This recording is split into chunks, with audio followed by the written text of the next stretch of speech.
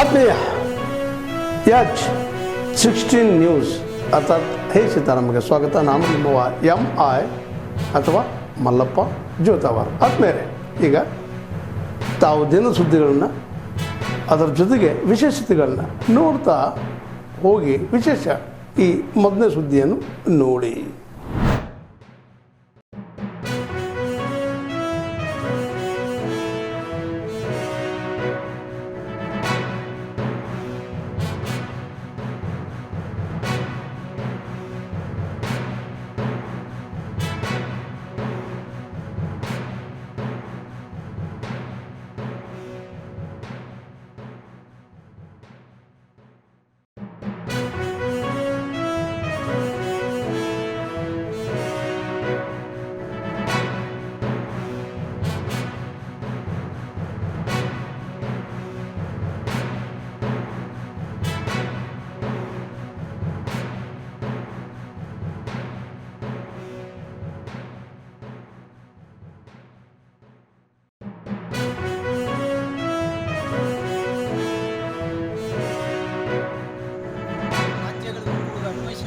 ಭಾಷೆಗಳಲ್ಲೂ ಕೂಡ ಬರೆದಿರ್ತಕ್ಕಂಥದ್ದು ನಮ್ಮ ಮೂಡ್ನಾಕೂಡು ಚಿನ್ನಸ್ವಾಮಿಗೆ ಹೆಮ್ಮೆಯ ವಿಚಾರ. ಇವತ್ತು ನಮ್ಮ ಗ್ರಾಮದಲ್ಲಿ ಹುಟ್ಟು ಈ ಲೆವೆಲ್ಗೆ ಅವರು ಬೆಳೆದಿರ್ತಕ್ಕಂಥದ್ದು ನಮ್ಮ ಗ್ರಾಮದಲ್ಲಿ ಇರ್ತಕ್ಕಂಥ ಭಾಳ ಸಂತೋಷ. ಮೂಡ್ನಾಕೂಡು ಅಂತ ಹೆಸರನ್ನೇ ಇಡೀ ದೇಶಕ್ಕೆ ಮತ್ತು ವಿದೇಶಕ್ಕೆ ಪರಿಚಯ ಮಾಡಿದಂಥ ವ್ಯಕ್ತಿ ಈ ಕವಿ ಮೂಡ್ನಾಕೂಡು ಚಿನ್ನಸ್ವಾಮಿ.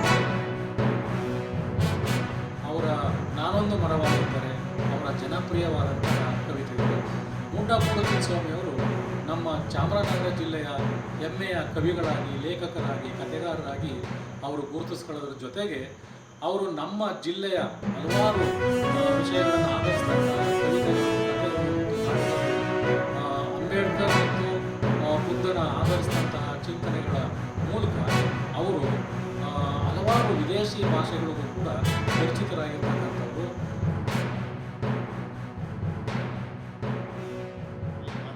ಮತ್ತು ಮಂಟೇಸ್ವಾಮಿ ಜನಪದ ಮತ್ತು ಬಿಳಿಗಿರಂಗನ ಜನಪದ ಕಾವ್ಯದ ಹಾಸ್ಯಕ್ಕಾಗಿರುವಂಥ ಜಿಲ್ಲೆ. ಈ ಪ್ರಶಸ್ತಿ ಸಂದಿರುವಂಥದ್ದು ಈ ಜಾನಪದ ಲೋಕದ ತವರೂರಿಗೆ ಸಂದಿರುವಂಥ ಹೆಮ್ಮೆಯ ವಿಚಾರ. ಮೂಡ್ನಾಕೂಡು ಚಿನ್ನಸ್ವಾಮಿ ಅವರು ಇನ್ನೂ ಕೂಡ ಎತ್ತರಕ್ಕೆ ಬೆಳೆಯಲಿ ಮತ್ತು ಈ ಒಂದು ನಾಡಿನಲ್ಲಿ ಸಾಮಾಜಿಕ ಸಮಾನತೆ ಮತ್ತು ಸಾಮಾಜಿಕ ಪ್ರಜ್ಞೆ ಉಳ್ಳಂಥ ಕಾವ್ಯಗಳು ಮತ್ತು ಕಥೆಗಳು ಇನ್ನೂ ಮೂಡಿ ಬರಲಿ ಅವರಿಂದ ಅಂತ ಹೇಳುತ್ತೇನೆ.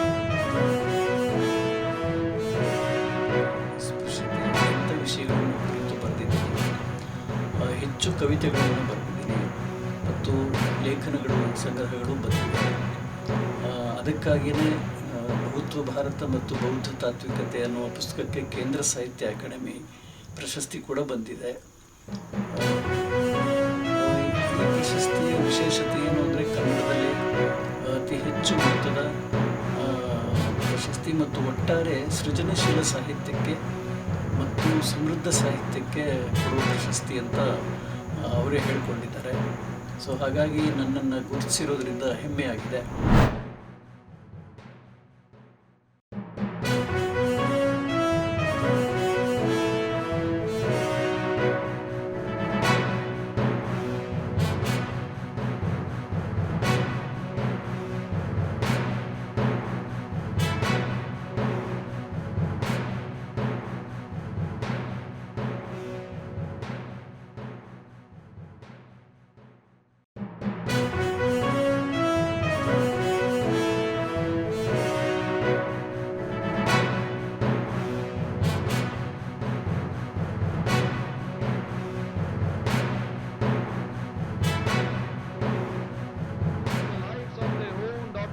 Rather than see them abducted, assaulted, or forced to marriages and conversions against their will.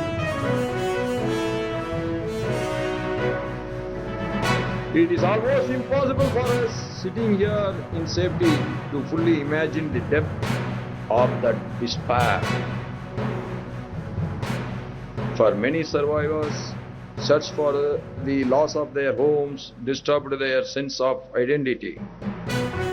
It left a permanent sense of displacement that outlasted even decade of building a new life. And yet, this day is not about horror alone. It is equally a tribute to the extraordinary courage and the resilience of those who survived. Their courage continues to inspire us. I see the partisan survivors present here today, a reflection of that struggle. I salute their patience and their resilience. Not only me, the entire gathering here double salutes them. That is the feeling of every one of us today.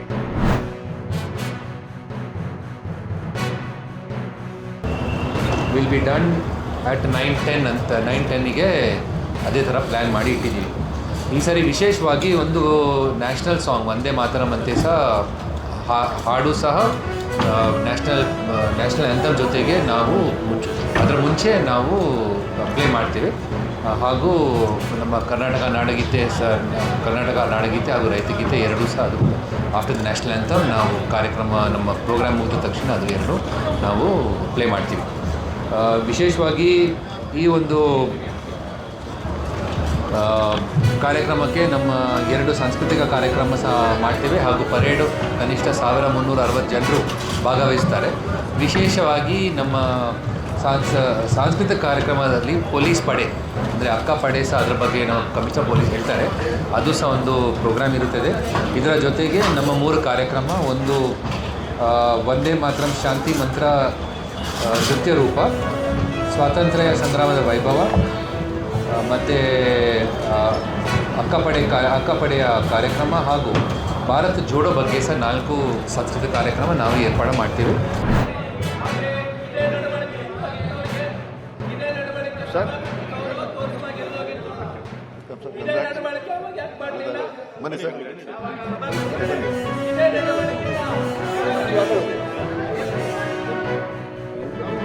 ನೀವಿಲ್ಲ ಅವ್ರು ಬಿಡಿ, ಪ್ರಸ್ತಾವ ಮಾಡಿರೋದಾರೆ.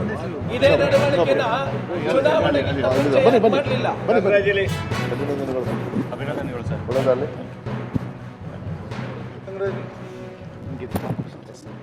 Thank you. ಈಗ ಮೊದಲಿಗೆ ಇವತ್ತಿನ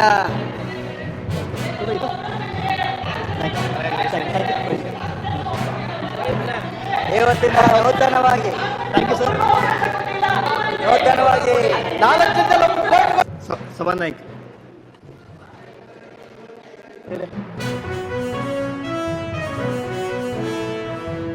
ಅನೇಕ ರಾಜ್ಯದ ಸಮಸ್ಯೆಗಳನ್ನ ಬಗೆಹರಿಸೋಣ. Let us all work together as a unit. ಹೇಳಿ ಈ ರಾಜ್ಯನ 25 ವರ್ಷ ಮುಂದಕ್ಕೆ ನೀರಾವರಿ ಯಾವ ರೀತಿ ತರಬೇಕು, ಹಣ ಯಾವ ರೀತಿ ತರಬೇಕು, ಯಾವ ಸೋರಿಕೆ ಮಾಡಬೇಕು, ಪರಿಶುದ್ಧವಾದಂತಹ ಆಡಳಿತ ಯಾವ ರೀತಿ ಮಾಡಬೇಕು, ಕರಪ್ಷನ್ ಹೆಂಗ್ ಕಡಿಮೆ ಮಾಡಬೇಕು ಹೇಳಿ. Yes, I am ready to cooperate with you. ನನಗೆ ಯಾವ ದುಡ್ಡು ಅವಶ್ಯಕತೆ ಇಲ್ಲ. ನಮ್ಮ ತಂದೆ ತಾಯಂದಿರು ಸಂಪಾದನೆ ಮಾಡಿ, ನಾ ಸಂಪಾದನೆ ಮಾಡಿದೆ 2-3 ಜನರೇಷನ್ ಆಯ್ತು, ಏನು ಅವಶ್ಯಕತೆ ಇಲ್ಲ. I want to create an history ಅಂತ ಹೇಳಿದ್ನಲ್ಲ, ಹಂಗೆ ಈ ರಾಜ್ಯಕ್ಕೆ ಏನಾದ್ರು ಒಂದು ಕೊಡುಗೆಯನ್ನ ಎಷ್ಟು ದಿನ ದೇವ್ರು ನನಗೆ ಅವಕಾಶ ಕೊಡ್ತಾನೋ ನಿಮ್ಮೆಲ್ಲರೂ. But I can't do alone. I want an army of this. I want a army with you.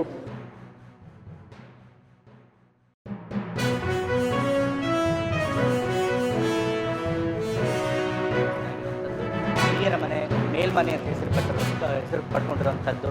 ಈ ಒಂದು ಸದನದಲ್ಲಿ ಯಾವಾಗಲೂ ಕೂಡ ಗುಣಮಟ್ಟದ ಚರ್ಚೆಗಳಾಗಬೇಕು, ಸಾರ್ವಜನಿಕ ಮಹತ್ವದ ಚರ್ಚೆಗಳಾಗಬೇಕು, ಪ್ರಜಾಪ್ರಭುತ್ವವನ್ನು ಉಳಿಸುವಂಥ ಕೆಲಸಗಳಾಗಬೇಕು. ರಾಜಕೀಯಕ್ಕಿಂತ ಹೆಚ್ಚಾಗಿ ಜನರ ಪರವಾಗಿ ಕಾಳಜಿ ಇಟ್ಕೊಂಡು ನಮ್ಮ ವಿಧಾನ ಪರಿಷತ್ತಿನ ಸದಸ್ಯರು ಯಾವಾಗಲೂ ಕೂಡ ಚರ್ಚೆ ಮಾಡಿದ್ದಾರೆ. ಸೊ ಅಂತಹ ಒಂದು ಪರಂಪರೆ ಸದನಕ್ಕಿದೆ. ಇಂತಹ ಸದನದ ಒಂದು ಘನತೆಯನ್ನು, ಇದರ ಒಂದು ಗೌರವಯುತವಾದಂಥ ಪರಂಪರೆಯನ್ನು ಬೆಳೆಸ್ಕೊಂಡು ಹೋಗಬೇಕಾದಂಥ ಜವಾಬ್ದಾರಿ ಇವತ್ತು ಸಲೀಂ ಅಹಮದ್ ಅವ್ರ ಮೇಲಿದೆ. ಅವರು ಆ ಕೆಲಸ ಖಂಡಿತ ಮಾಡ್ತಾರೆ.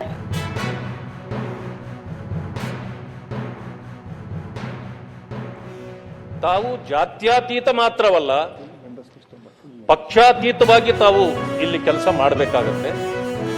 ಆ ಕಾರಣದಿಂದ ತಮ್ಮನ್ನ ಇಡೀ ಸದನ ಇವತ್ತು ಗೌರವಿಸತಕ್ಕಂಥ ಕೆಲಸವನ್ನು ನಾವು ಕೂಡ ಮಾಡಬೇಕು. ಅಷ್ಟೇ ಗೌರವದಿಂದ ತಾವು ಕೂಡ ಎಲ್ಲರಿಗೂ ನ್ಯಾಯ ಕೊಡಿಸುವ ಕೆಲಸವನ್ನ ತಾವು ಕೂಡ ಮಾಡಬೇಕಾಗಿದೆ. ಇಂತಹ ಹುದ್ದೆಗೆ ಇವತ್ತು ತಾವು ನೇಮಕವಾಗಿರೋದ್ರಿಂದ ನಾನು ತಮಗೆ ಅಭಿನಂದನೆಗಳನ್ನು ಸಲ್ಲಿಸ್ತೇನೆ. ತಾವೆಲ್ಲ ಇಲ್ಲಿವರೆಗೆ ಸುದ್ದಿಗಳನ್ನು ನೋಡಿದಿರಿ, ಜೊತೆಗೆ ವಿಶೇಷ ಘಟನೆಗಳನ್ನು ಸಹ ನೋಡಿದಿರಿ. ಅದು ನಿಮ್ಗೇನು ಅನ್ನಿಸ್ತು? ನಿಮಗೆ ಲೈಕ್ ಮಾಡಿರಿ, ಶೇರ್ ಮಾಡಿರಿ, ಕಾಮೆಂಟ್ ಮಾಡಿರಿ, ಜೊತೆಗೆ ಸಬ್ಸ್ಕ್ರೈಬ್ ನಿಲ್ಲಿಸ್ಬೇಡ್ರಿ. H16 ನ್ಯೂಸ್ ಅರ್ಥಾತ್ ಈ ಸಿದ್ದರಾಮಯ್ಯ ಸತ್ಯದ ಕೈಗೊಳ್ಳಿ ವಂದನೆಗಳು.